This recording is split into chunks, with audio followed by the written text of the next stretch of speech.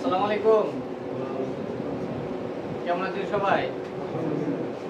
আলহামদুলিল্লাহ, আমিও ভালো আছি। আমাদের আজকে ক্লাসের বিষয়বস্তু হচ্ছে লাইন মেকানিকের দায়িত্ব। আমরা সকলে অফিসে ঢুকি।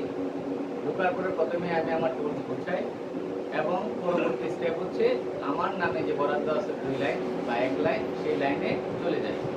তো প্রত্যেক মেশিনে একটা করে মেশিন প্রি অপারেশন চেকলিস্ট, অর্থাৎ মেশিন চালানোর আগে যে সমস্ত জিনিস আমাদের চেক করার কথা, এগুলো আমরা চেক করি। এটাকে আমরা কি বলি? Daily checklist. এখানে অনেকগুলো আইটেম আছে যেগুলো আমরা প্রতিদিনই চেক করি, এটা বিস্তারিত পরে আলোচনা করব। তো প্রথম দায়িত্ব হচ্ছে অপারেটিং অবস্থায় মেশিনের সেফটি ডিভাইস নিশ্চিত করা। সেফটি ডিভাইসের ভিতরে আমরা মূলত কি ফোকাস করি? এরিয়াল গার্ড, যেটাকে বলে ফিঙ্গার গার্ড। তারপর হচ্ছে আই গার্ড, যেটাকে সেফটি গার্ড বলি। তারপরে মেশিন ক্লিনিং, ক্লিন লাইন, পরিষ্কার পরিচ্ছন্ন আছে। তারপর হচ্ছে মেশিনের স্ট্যান্ড, আঁকা বাঁকা নড়বড়ে আছে। তারপরে বেল কভার, পুলি কভার, রাবার ম্যাট। মূলত মেশিনের এই জিনিসগুলো আমরা ফলো করি। এটা হলো বাহ্যিক। অভ্যন্তরীণ কি? আমরা মেশিন উল্টে দেখি যে মেশিন অয়েলটা ক্লিন আছে কিনা, পরিষ্কার পরিচ্ছন্ন আছে কিনা, মেশিনের অয়েল লেভেল ঠিক আছে কিনা। এই তো এখন আমি সকালবেলা এই কাজ 1 নাম্বার কাজ শুরু করলাম, লাইনের ইনপুট থেকে নয়তো আউটপুট। আমি কি করলাম? আমার প্রত্যেক মেশিনের, আমাদের এখানে মেশিনের লেআউটের 2টা ধরন আছে, বা মেশিন লাইনের 2টা ধরন আছে। কি কি? একটা হলো টিপিক্যাল লাইন, যেটাকে আমরা মাস্টার লাইন বলি, আর একটা হচ্ছে মডুলার লাইন, যেটাকে আমরা ছোট লাইন বলি। টিপিক্যাল লাইন মূলত কয়টা মেশিন নেই? এর সর্বনিম্ন মেশিন 56 থেকে শুরু হয়, 75 পর্যন্ত হয়। এটা হচ্ছে স্টাইল ওয়াইজ, কিছু কার্গো পকেট থাকে, কার্গো স্টাইল থাকে, এটা মেশিন রিকোয়ারমেন্ট বেশি। আর মডুলার লাইনের 32 মেশিন থেকে 38 মেশিন মতো ব্যবহার করা হয়। এটার ওয়ার্কফোর্স কম থাকে, বাট এটার ইফিসিয়েন্সি বেশি থাকে। কেন? একই অপারেটর ডবল মেশিন হ্যান্ডেলিং করতে পারে, অপারেশনটা করলে ইফিসিয়েন্সি বাড়ে। তো এখন যাদের মডুলার লাইন আছে তাদের এই প্রি অপারেশন চেকলিস্ট চেক করতে সময় বেশি লাগবে না কম লাগবে? মডুলার লাইন যার 32 থেকে 38টা মেশিন আছে, কম লাগবে। আর যারা মাস্টার লাইনে আছেন, টিপিক্যাল লাইনে আছেন, 65 থেকে 75 মেশিন, সময় বেশি লাগবে।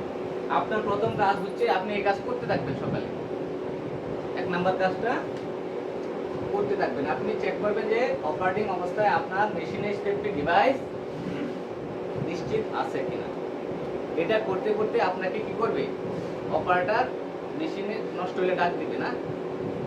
মূলত আমরা মেশিনের প্রবলেম নিয়ে কাজ করি।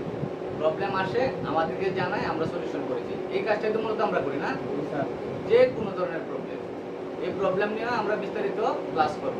অর্থাৎ আমরা কি ডিফেক্ট নিয়ে কাজ করি, আমাদের প্রবলেম নিয়ে কাজ করি, কি প্রবলেম নিয়ে কাজ করি এবং কিভাবে সলিউশন করি। দ্বিতীয়ত কাজ হচ্ছে, গতকাল তো আমরা কাজ করে গেলামই, আজকে কাজ করতে করতে আপনি সমস্যা পাবেন এবং সমাধান করবেন।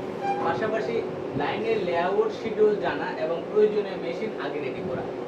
আজকে আপনি কাজ করতেছেন, রেগুলার মেইনটেনেন্স, যেটা প্রতিনিয়তই সারাদিন আপনাকে ডাকছে, মেশিন নষ্ট, আপনি সলিউশন করে দিয়ে আসছেন। আগামীকালকের জন্য যদি আপনার লাইনে লেআউট থাকে, তাহলে আপনার শিডিউল জানতে হবে। শিডিউল জানতে হবে না? আচ্ছা, এটা কিভাবে জানবেন আপনি? আই থেকে আপনাকে লেআউট দিতে হবে। আপনি আইকে অ্যাকনলেজ করবেন যে আমার এই লাইনে এই মাল চলতেছে, নেক্সট ডে আমার কোনো লেআউট আছে কিনা। ইভেন আমাদের প্রোডাকশন প্ল্যান আছে, আমরা স্টেট ম্যানেজারকে দিয়ে দিই এবং এই স্টেট ম্যানেজার আপনাদের সাথে শেয়ার করে যে আমার কোন দিন কবে লেআউট আছে। আমাদের একটা লেআউট চেঞ্জ ওভার বোর্ড আছে। এখান থেকে আমরা বুঝতে পারি যে আমাদের কবে কোন দিন কয়টা করে লেআউট হয়। তো আপনি প্রথমে জানবেন আপনার সর্ব অবস্থায় মেশিনের অপারেটিং অবস্থায় সেফটি ডিভাইস নিশ্চিত আছে কিনা, এরপরে জানবেন লাইনের লেআউট আছে কিনা, আর যদি থাকে সেটা কবে, এবং বুলেটিন অনুযায়ী আপনার কি মেশিন লাগবে এবং সেই মেশিন প্রয়োজনীয় মেশিনগুলো আগে রেডি করা। এলো 2 নাম্বার কাজ। 3 নাম্বার কাজ হচ্ছে লেআউটের জন্য প্রয়োজনীয় মেশিন। লেআউটের জন্য আপনার যে মেশিন লাগবে, প্রয়োজনীয় অ্যাটাচমেন্ট, আপনার এখন যে স্টাইল চলতেছে সেই স্টাইলে fit of the gas set আছে 316, আপনার লাগবে 14। এটাকে আপনার আগে থেকে রেডি করে রাখবেন যে আমার এই মেশিনটা খালি হলে আমি 14 সেট লাগাবো, আমার এটা রেডি আছে। 2 নিডেলের এখন চলতেছে 316 গ্যাস সেট, আমার লাগবে 14।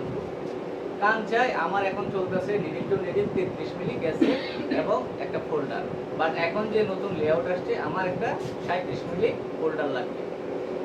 এই ফোল্ডার আমার আগে রেডি আছে কিনা, এটা অ্যাটাচমেন্ট, আপনার সমস্ত অ্যাটাচমেন্ট রেডি রাখতে হবে।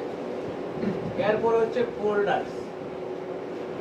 ফোল্ডার তো আপনি বললেই আমি এখন দিতে পারবো না, পারবো? তো ফোল্ডার মেকিং এর জন্য মিনিমাম একটা ফোল্ডার, একটা নরমাল ফোল্ডার বানাইতে 2.5 থেকে 3 ঘন্টা সময় লাগে। তো আপনি যদি আজকে বুলেটিন ভাই আমাকে আজকেই বলেন যে ফোল্ডার দিতে, এটা আমি দিতে পারবো? আচ্ছা, এখন আমার এখানে চলে এলো 42 লাইন। এই 42 লাইনে আজকে যদি 10টা লেআউট থাকে তাহলে 10টা ফোল্ডার, আর যদি 2.5 থেকে 3 ঘন্টা করে 10টা ফোল্ডার বানাই কতটুকু সময় লাগবে? আর আপনি যদি পরে আসেন তাহলে আপনার শিডিউলও পরে থাকবে। অতএব আপনাকে অ্যাডভান্স প্ল্যান করতে হবে, আমাকে ফোল্ডার রিকুইজিশন দিতে হবে, স্যার আমার ফোল্ডার লাগবে এই লাইনে, আমি আপনার জন্য বানায় রেডি রাখবো, আপনি নিয়ে মেশিনে সেট করে রেডি করে রাখবেন। তাইলে লেআউটের প্রয়োজনে মেশিন, অ্যাটাচমেন্ট, ফোল্ডার সংগ্রহ করা। 4 নাম্বার, প্রয়োজনীয় যন্ত্রাংশের জন্য আগে ইনচার্জের কাছে রিকুইজিশন করা। আপনি 2টা লাইন দেখেন, কেউ একটা লাইন দেখেন। আপনি যে কাজ করেন, মেশিন প্রবলেম হয়, মেশিন সারতে হয়, আপনার কি লাগবে? একটা রুপার লাগবে, একটা রোটারি হুক লাগবে, একটা শাটল লাগবে, একটা ক্যাম লাগবে। তো এইগুলার জন্য কিছু কিছু মাল আপনি আপনার স্পেয়ার করে রাখবেন, যাতে করে আপনি যখন একটা মেশিনে বসেন, সাপোজ সকালবেলা আপনাকে বললো যে আমার হ্যামের মেশিনে সুতা কাটে, আপনি গেলেন, গিয়ে দেখলেন রোটারি হুক সমস্যা চেঞ্জ করা লাগবে, আপনি তখন একটা রিকুইজিশন লিখবেন, লিখে সাইরা ইনচার্জকে খুঁজবেন, এরপরে স্টোরে আসবেন, স্টোরের লোক নাই ঠিক মতো, ও 10 মিনিট পরে আসছে, আপনাকে রোটারি হুক দিচ্ছে, নিশ্চয় মেশিনে 20 মিনিট লাগছে, রোটারি হুক অ্যাডজাস্ট করছেন, আরো 5 মিনিট একটা বডি চেক করছেন।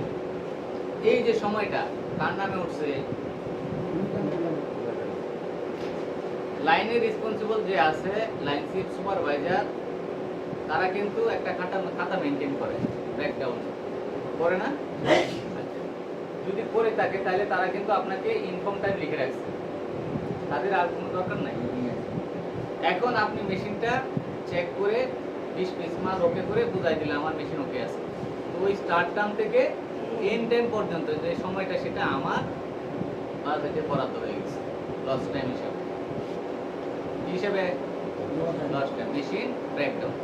এখন মনে করেন এই মেশিনটা আপনি 1 ঘন্টা দেখছেন, লস টাইম কত আসছে বা মেশিন ব্রেকডাউন কত আসছে? 1 ঘন্টা। সাপোজ এই মেশিনের সামনে 2টা মেশিন ছিল, ওর আইডল হয়ে গেছে, মেশিন ভালো কিন্তু কাজ করতে পারে নাই, তাহলে কি করবে? আমার এই ব্রেকডাউনের সাথে 100 মিনিটের সাথে ইনটু 2, 2জন মেম্বার আইডল ছিল, তাহলে আপনার এনপিটি কত দাঁড়াইছে? 300 মিনিট। তাহলে আমি কত দিলাম? একজন তো স্বভাবত মেশিন নষ্ট কত ছিল, আরো সামনে ছিল 2জন, 100 গুণন 3, 300 মিনিট লস টাইম দিলাম। তো এটা করা যাবে না, আমাদের এগুলো আগেই সংগ্রহ করে রাখতে হবে যতটুকু সম্ভব। 5, মেশিনের সমস্যা নির্ণয় এবং দ্রুত সমাধান। আমরা এটাই করি সব সময়, আমাদের 80% কাজ কি? মেশিনের সমস্যা নির্ণয় আর দ্রুত সমাধান, এটা আমাদের মেইন, এবং আমরা সারাদিন সকাল থেকে ছুটির আগ পর্যন্ত শুধু এই কাজটাই করে যাই। Plain machine, 2 needle, overlock, chain stitch, flat lock, কাঞ্চা, feed of the arm, bartack, button hole, button stitch, eyelet hole, এপিডাব্লিউ, এই সমস্ত মেশিনই মেজর মেশিন না। কি করে? সুতা কাটে, স্কিপ করে, টেনশন কারা, লুজনেস, পাকারিং, উইভিং, শেয়ারিং, এই সমস্যাগুলো নিয়ে তো আমরা কাজ করি। এগুলা কি করে?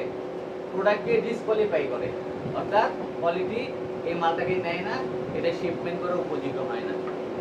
যাতে প্রথম পিস হয়েছে, দ্বিতীয় পিস হয়েছে, তৃতীয় পিস হয়েছে, পরবর্তী পিসগুলো যাতে এরকম না হয়, তখনই আমাদেরকে জানায়, আমরা গিয়ে সলিউশন করি। কিভাবে সলিউশন করি এটা একটা বিশদ আলোচনা।